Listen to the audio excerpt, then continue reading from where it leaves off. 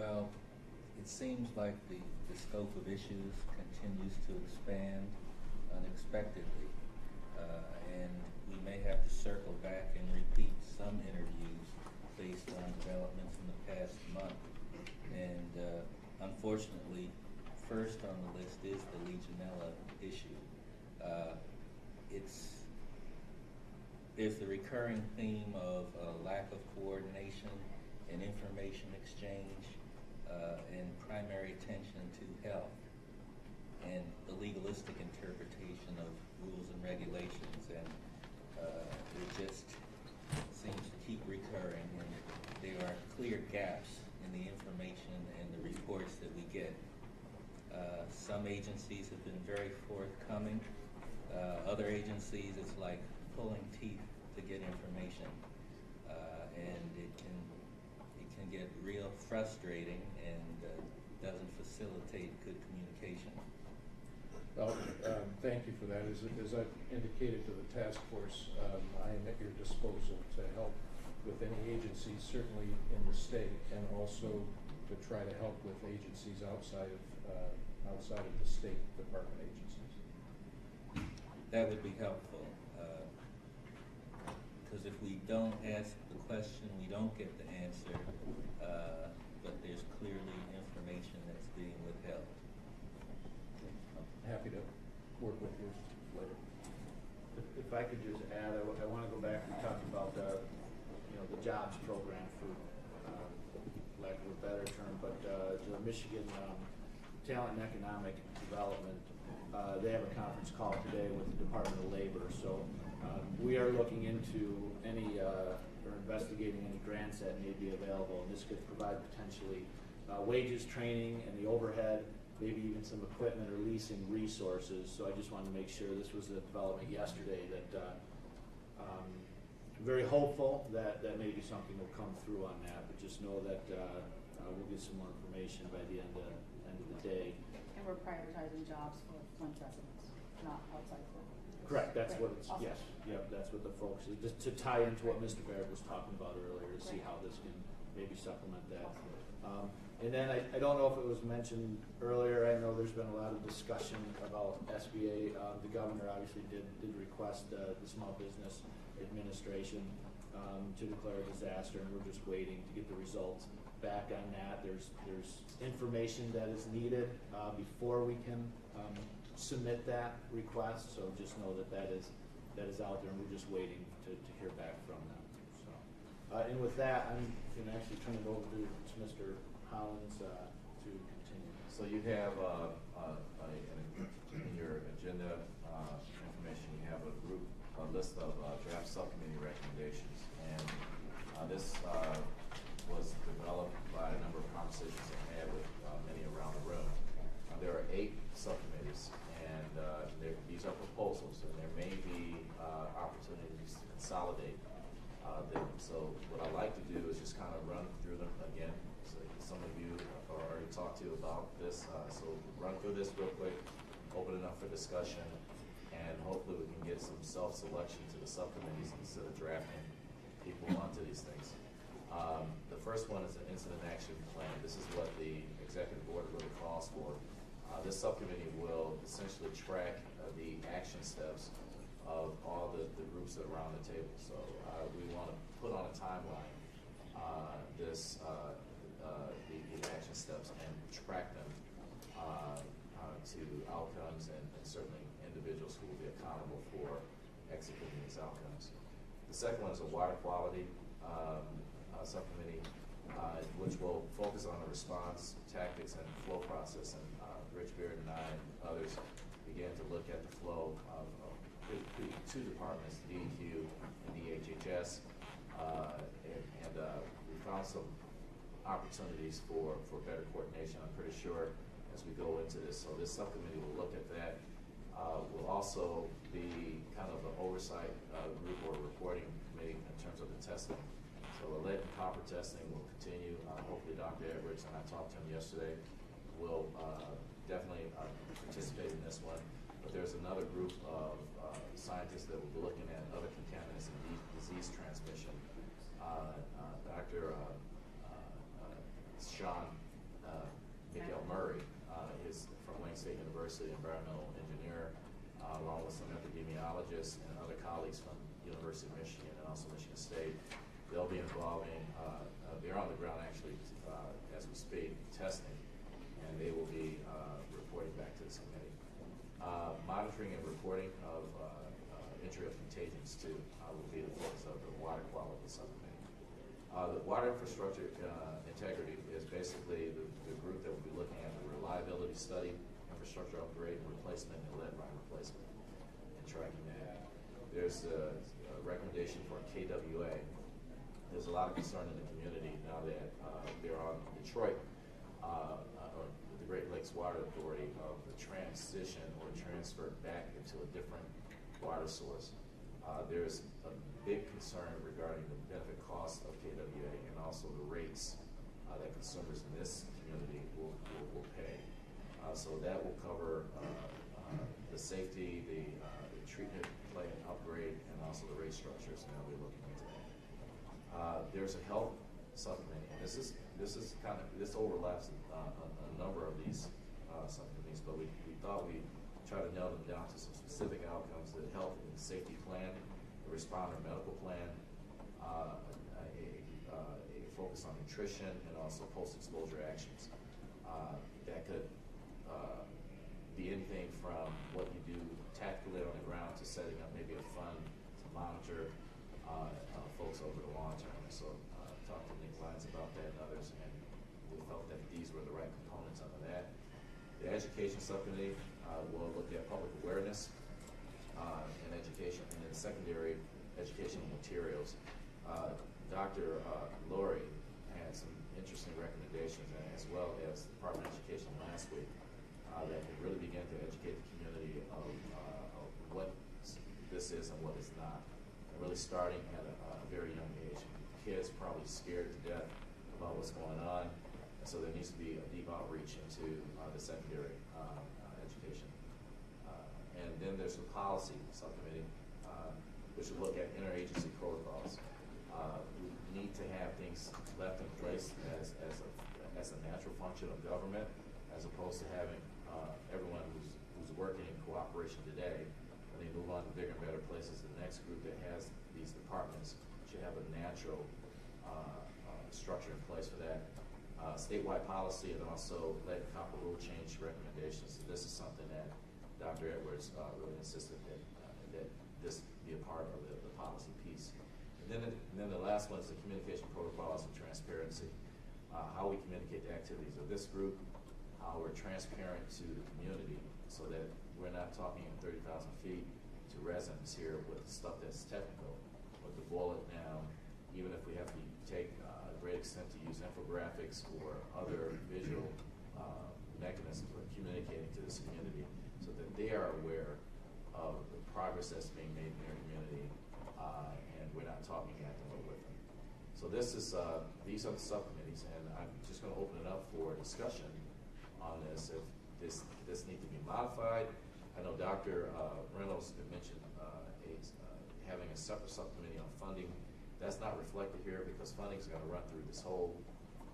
It's a cross-cutting dashboard item, but if we need to have a specific one separate for funding for this particular committee, we can do that as well. So I'll just stop here, leave it open for discussion, and see if we can self-select around the table folks who would want to participate in any one of these 8 subcommittees. I'll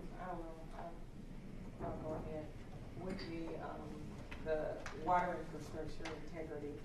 That would be something that I would definitely like to be involved with. The KWA, that would also be something that I would like to be involved with.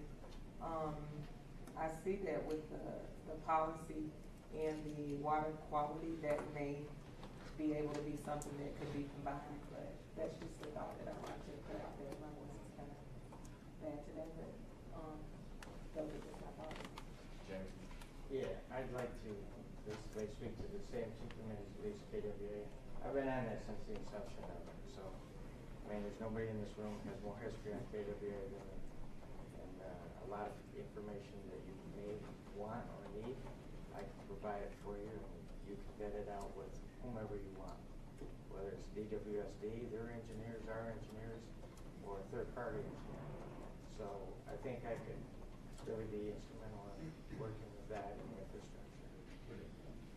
I believe I would be able to, or help in the infrastructure. Certainly in policy is something that I've worked on before also. So those two would be. All right. I have a point of clarification. So when I heard education, I first thought it was like Department of Ed stuff, like early intervention Yes. services and what needs to happen in schools and the education of educators. Whereas what I heard you saying is more like public education, communication stuff. Right. So that kind of falls under communication rather than education. Yeah, it does, and the point on the secondary education materials goes to what you just mentioned. That's what we want to make sure that the secondary, not post-secondary, but secondary education, K-12 essentially, that there are activities along those lines as was described by the Department of Education last week. What about pre-K? Pre-K, we can actually add that, absolutely. That's the biggest focus area Okay. in this issue. That's where we need targeting our interventions. Okay. Is that 0 to 5 age? And along those lines, I'd say health and education are inseparable. Yeah. And the communication, well, we have to make sure that the message is accurate, understandable. So if we can, I suggest we combine those two committees. Well, education, let me just ask the group this. Should education just be a part of every one of these? I think we're talking about two different things. Like, Yeah. people need education on everything that's happening. They need to be informed. But there's also the role of education. So preschool and K to 12. So that is separate to just the public education that needs to happen. So if we do a developmental assessment or we make a referral to early on, there's a Right. flow of information. It reduces those barriers between HIPAA and FERPA, and we can assist with the long-term follow-up of the development of children and special ed services and vocational training for those who are actually severely impaired or moderately impaired by the exposure. So combining education and health, is that your correct? Yes. And then that separate part would be the, like, more, public information, Right, that's like different, getting yeah. it out. The transparency. Yeah. It's more communication. Right. To avoid confusion on that, do we need to have education or can it just be child development? Would that be It's both. more? They're inseparable. We're pediatricians. That's the way we think. But we work very closely. Right, with I'm just thinking schools. people on the outside looking at this, they see education, they're gonna think different They're things. gonna think school, I think. When I hear education, I think school. So you can call it health and education. Health and education, fair enough. Any other comments on the education piece? Just so I understand, Harvey, so we're essentially taking the first bullet, public education and awareness, and moving it down to communications, Actually, what I'm correct? thinking Yeah. they're saying is that you're taking the entire education piece and moving it next to health. Yeah, but we're not You've got health doing the and public education. education part. And we'll move public education to communicate. Right. Down, Right. yeah. That's right. But we will have to work together Right. closely because messaging gets confusing sometimes. Any other comments on the committees? Harvey, before Dr. Sullivan had left, she said she had some interest in water quality and water infrastructure. She was willing to help on those.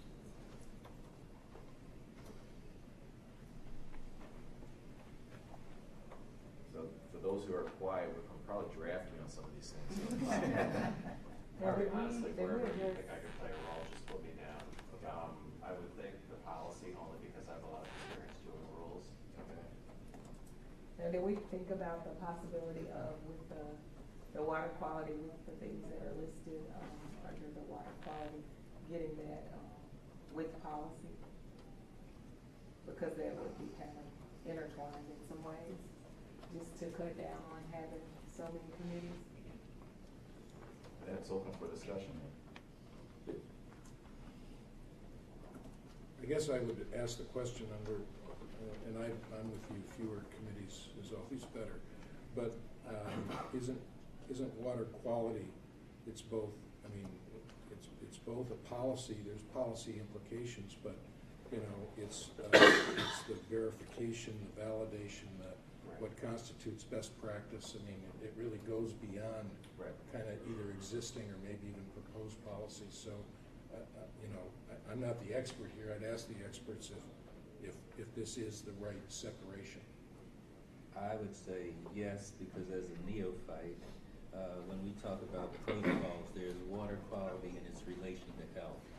And how those things have been worked out within government on the federal, state, county, and city level have not been effectively worked out as to who has primacy, who can hit the stop button, and those are significant policy issues that are separate from water quality.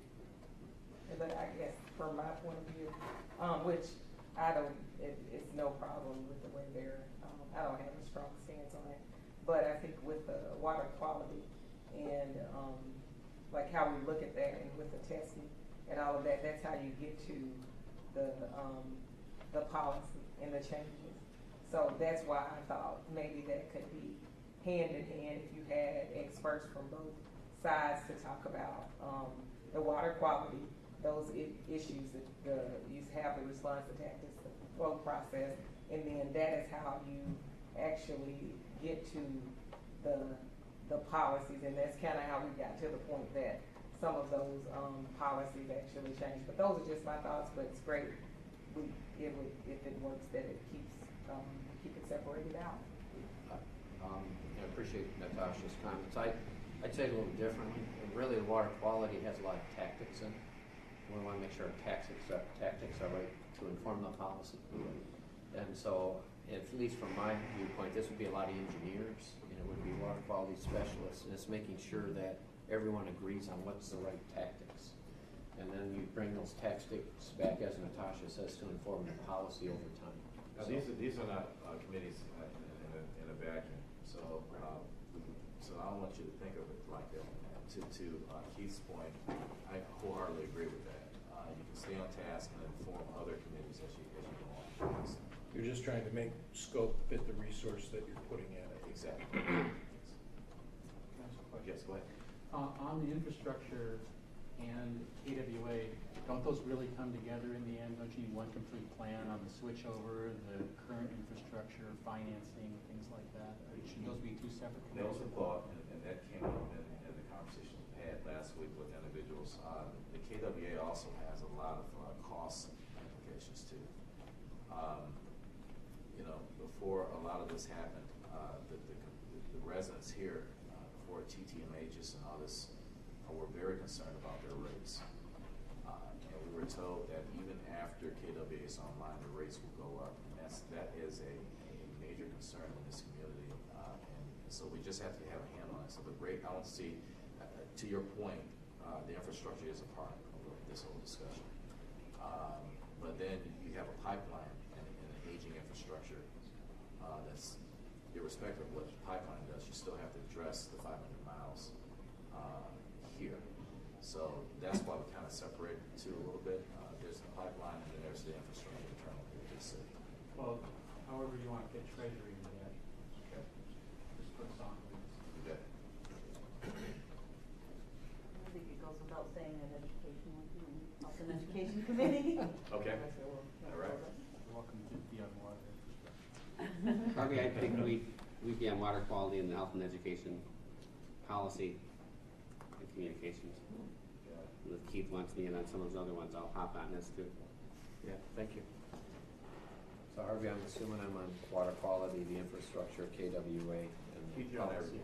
everything. Yeah. So we're more than willing to plug in wherever. Yeah. And I'll call through the group, so I'll touch base with each member and just really pick your mind on this whole thing. I would like to, the mayor's not here, but I would like to place her on some, That's your prerogative to place the mayor on something. yeah. Now, you're going to be the one to explain this to her, right? I'll tell her you were placed. I'd like to place her on health. I know that she would like to be on it. And Harvey, I know you and I had some discussions about the different committees, but I think, especially with nutrition being such a significant factor with such an urgent, immediate need, I think it's good to combine health and education. There's a lot of scope there, but Okay.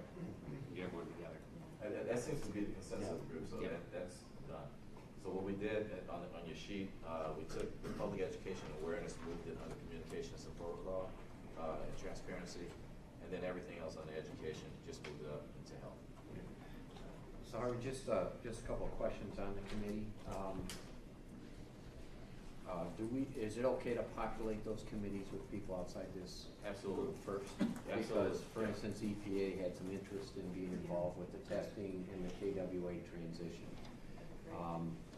When I met with the EPA, they wanted to make sure we reached out to places like the American Water Works Association on the engineering aspect, for instance. And so, if anybody has any of those suggestions, it's fair to. Absolutely. Now keep in mind, and that's why it's Paul to be here, that this committee can use outside expertise as it feels necessary, and that's why we had the discussion on the budget. For example, on the Leck Hopper Road, there's an expert in Washington D.C. that Dr. Edwards would like to involve her on, and so we will definitely have her engaged on those discussions. And so if you're a subcommittee that you're working on and feels that you need outside expertise, there's nothing here that will prohibit you from doing that. The only difference between the people you bring in and the people who are named members of this committee is that if there was a vote of sorts to be taken, it is the members of this committee that will be eligible to vote. But the expertise that comes in is the prerogative of each individual here. You are the experts, and so we want to definitely take your advice. So don't limit. Thank you. And Harvey, I would just ask that if folks need help with other resources, outside experts, et cetera, then if that request could just flow through Captain Kolensky or Harvey, that would be great.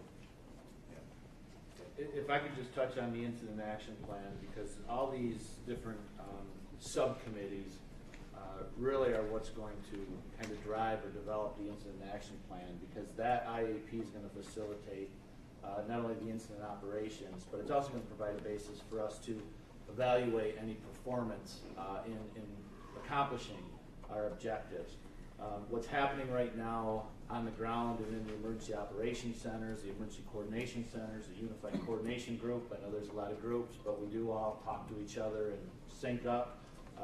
We have incident action plans that all integrate with objectives. So there's a lot of objectives that have already been created to include the one the city came up with. It's a little different format than what we have, but they're all really kind of trying to accomplish the same things. So when we get into these subcommittees, the objectives that will be coming out of these different subcommittees just need to have objectives that are very concise and stated in the form of a command, and actually start with an action verb. Hopefully not one that is continue or maintain, but we really drive the objectives within these subcommittees and get it up to the group that I'll probably pull together for the incident action plan. And those will be the people that are already doing a lot of the work to specifically say, this is what the FWICC wants done. We need to develop a plan on how we get there. So that's kind of the thought process right now with the incident action plan. And as we move through this, we can get down more in the weeds. But I just want to make sure I provided that. Mr. Barrett, is that on target? Perfect. Thank you. Okay, and Is there a way that we're going to get that information out? You know, as we progress, I think it's wise to get that information out as we progress, even if we gotta go back, because any project I've ever been involved with, and there's been a lot of them, you always get the criticism, you're not doing anything until they see that, in my case, dirt flying. You know, all the work that goes into it before you start is something people are very impatient, and the people around Flint are pretty impatient, and probably for good reason right now. So I think they are, I mean, and you got everybody looking down on us.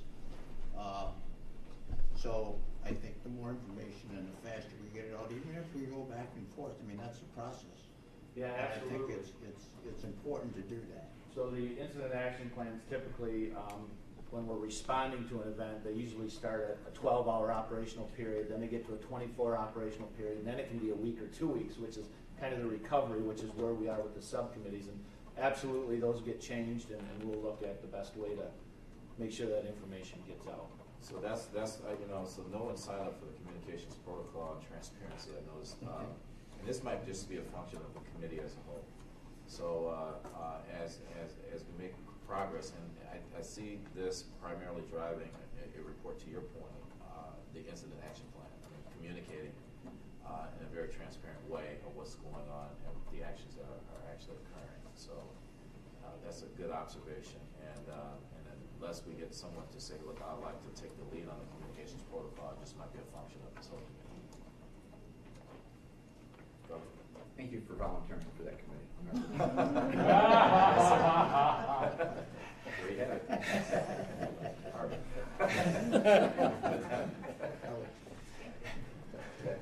So, any other comments on this, on the subcommittees? Now, the governor has typically talked about this in 3 buckets: long-term, intermediate, and short-term.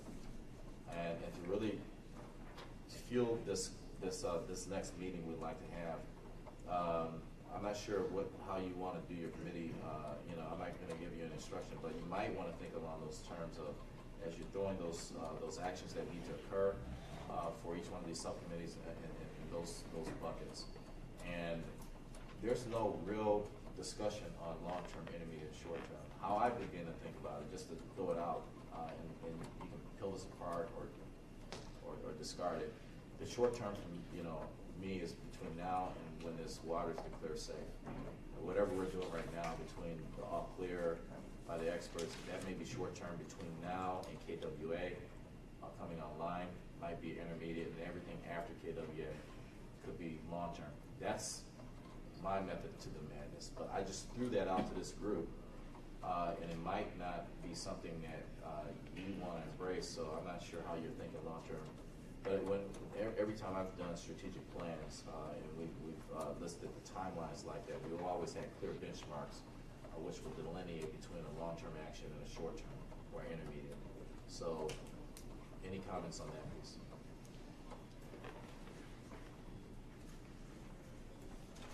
I think some of the short-term ones, and this is where I think what's happening now kind of merges with the direction the subcommittees and this committee are going to put in place. A lot of the short-term, those objectives, I think, are currently what we're operating with. As far as getting a filter in every home, things that Director Cray and his team are working on.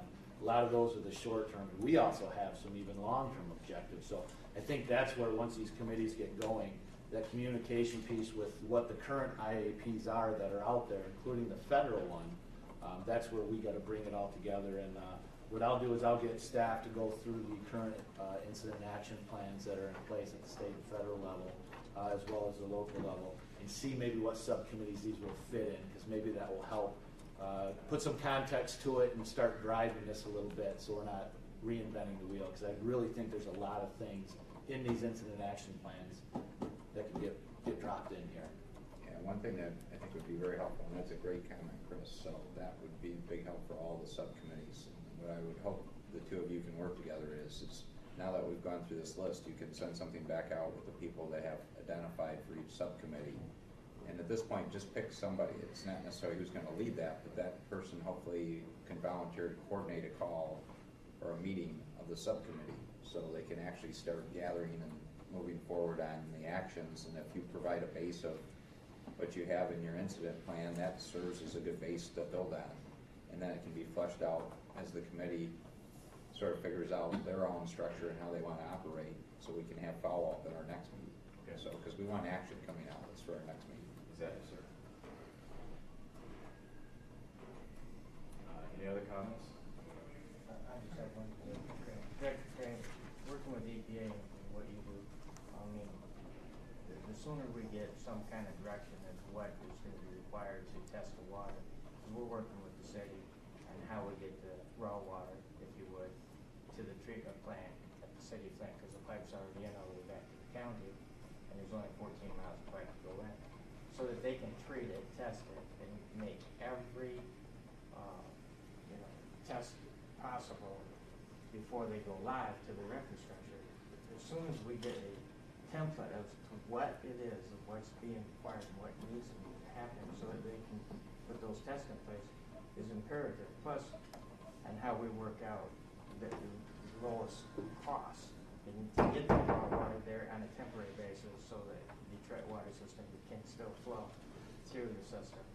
I think that's paramount to getting that nailed down, because we can work on a lot of things here, but if the feds, EPA and all that are not in sync with the state is, that's going to be problematic and delayed.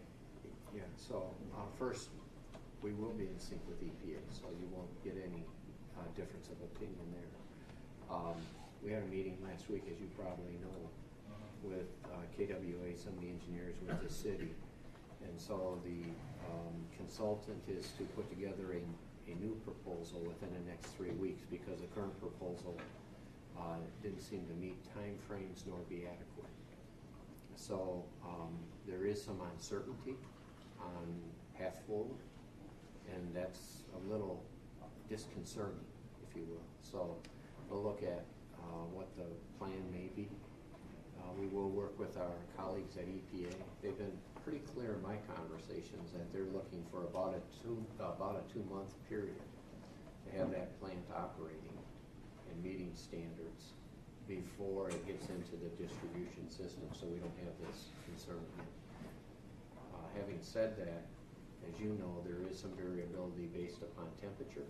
There's some variability based upon Lake Huron turning over at certain times. And that will cause some difference in the treatment facility.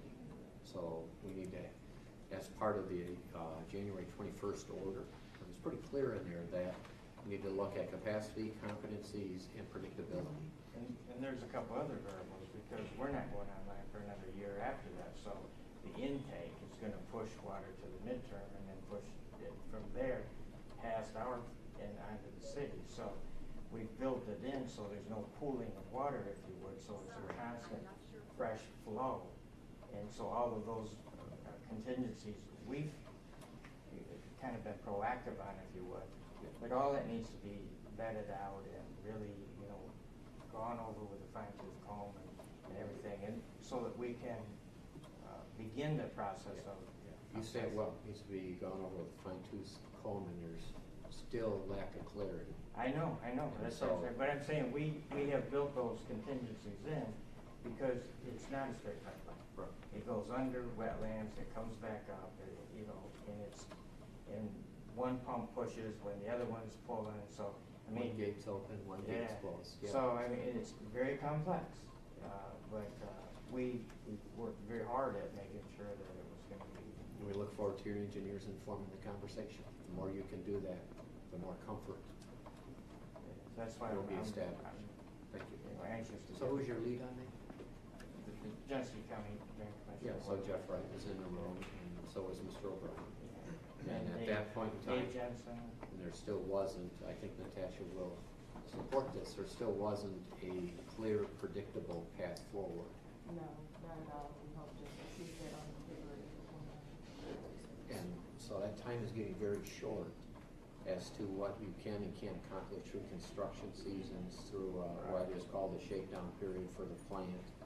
And does it make sense along those parameters? So that's one reason why the KWA subcommittee here, Harvey, I appreciate you putting that together, because for my 2 cents, we populate that with engineers, project managers, and tell us what's real. Absolutely. So when I see the first bullet there of benefit cost analysis, that raises the question that it may not be cost effective to go to KWA. So is that even an option to not go to KWA?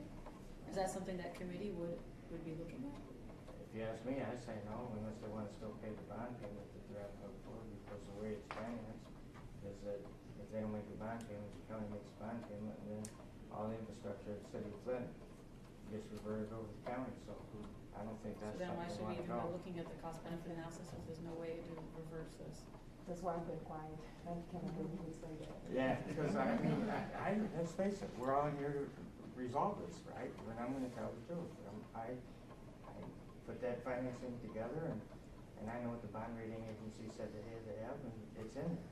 So, but on the other hand, Doctor, we don't want to charge people more than what we have to, and we believe that our numbers and our ability to produce clean, abundant, affordable water will prevail. So I'm confident that we'll accomplish the task. The benefit cost analysis is in there because there have been a long-standing concern about the benefit to the community and the cost to this particular community of actually paying for it.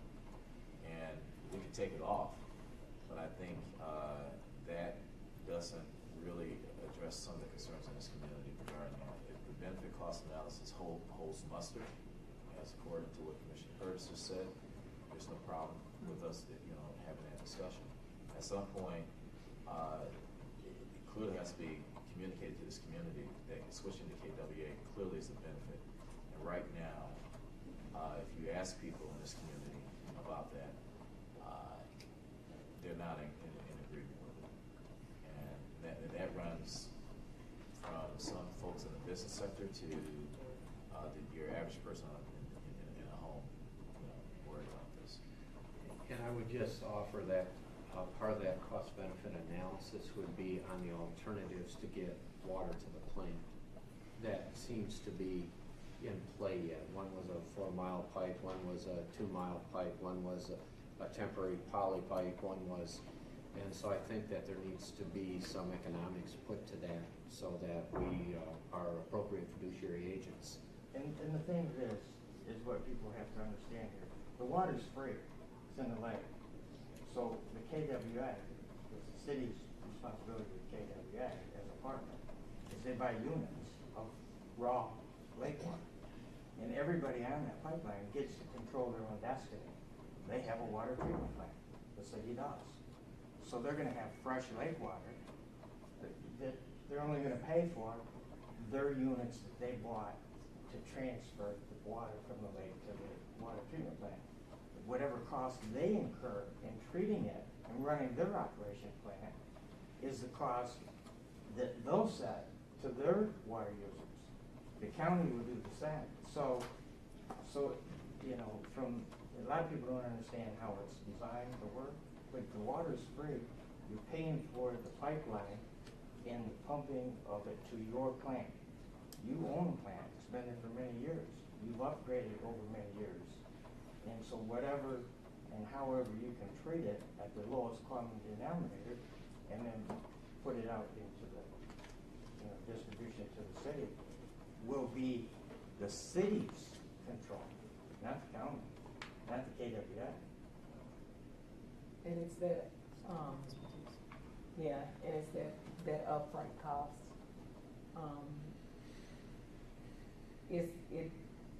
I can just say from what I've seen that years to come, there's a possibility that it could be cheaper. And that was, from what I understood, the thought of it when this happened. But I mean, it's worth looking into because we wouldn't have had the rate that we have right now with BWSD and even with BWSD. So I guess there are a lot of factors it's worth looking into, even if, just for transparency to the community. Yep. Oh, it sounds like they have something to talk about in their I agree. Dr.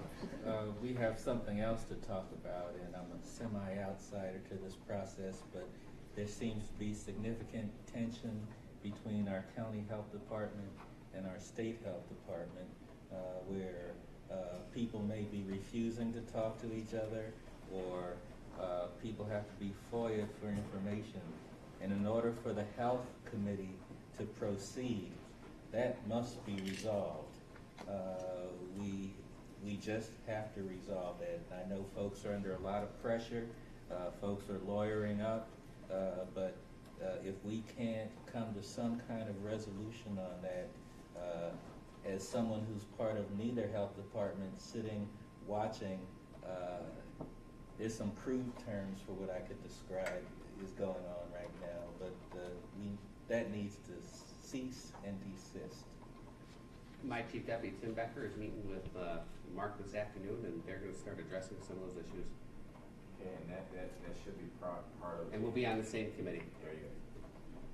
All right, we're getting close to the mark. Next steps,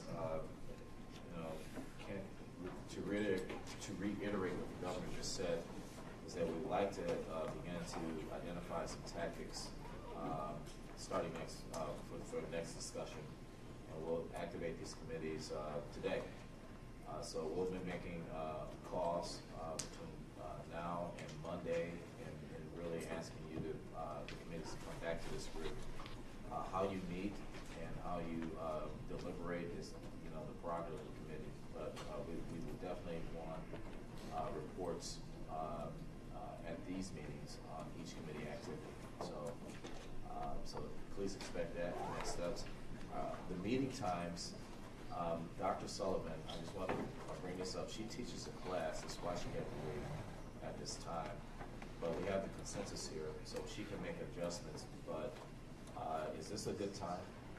Yeah. Okay. And we'll look at space. The next time we'll meet, we'll have audio visual, so we don't have to pass maps out like that. So we'll make sure that there's audio visual available for the meeting, and we'll find space that will accommodate that. Anything else for the good of the cause before I turn it over to the governor and wrap up? Yes, sir. And for what purpose is the camera? Is it for recording our activities, or is it for transmitting our activities to the general population? I'm not clear on that. Yeah, we knew that question would come up since I'm on the communications committee. Chair? Chair of the communication committee. The activities of this group is that they're foiled. And so one of the opportunities we have is transparency. And there's nothing that we should be able to, we want candid discussion here, but we want to also be transparent in what we do. And so there'll be opportunities where we record or just live stream discussions. We have a reporter here taking copious notes, so that if there are any questions about what's going on here, the public will have access to that. And I'm hoping everyone feels comfortable about that discussion. And I think it's very important for us to have that in front of folks. This is not subject to the Opens Meeting Act, so you don't have to, this committee is not set up that way, but the transparency is important as well. I hope that doesn't couch discussions.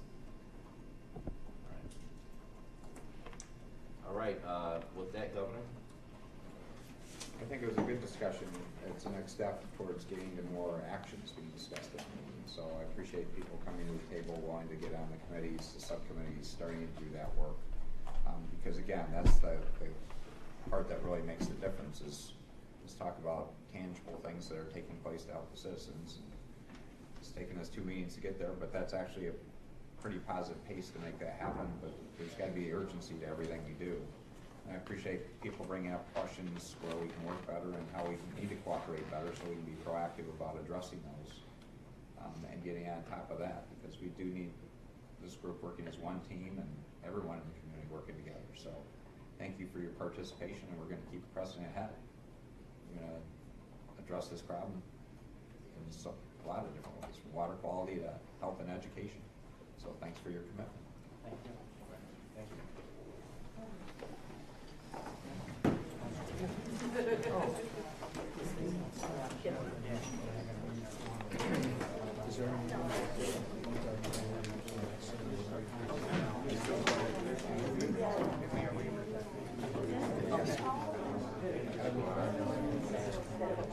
Yeah, that's what I mean.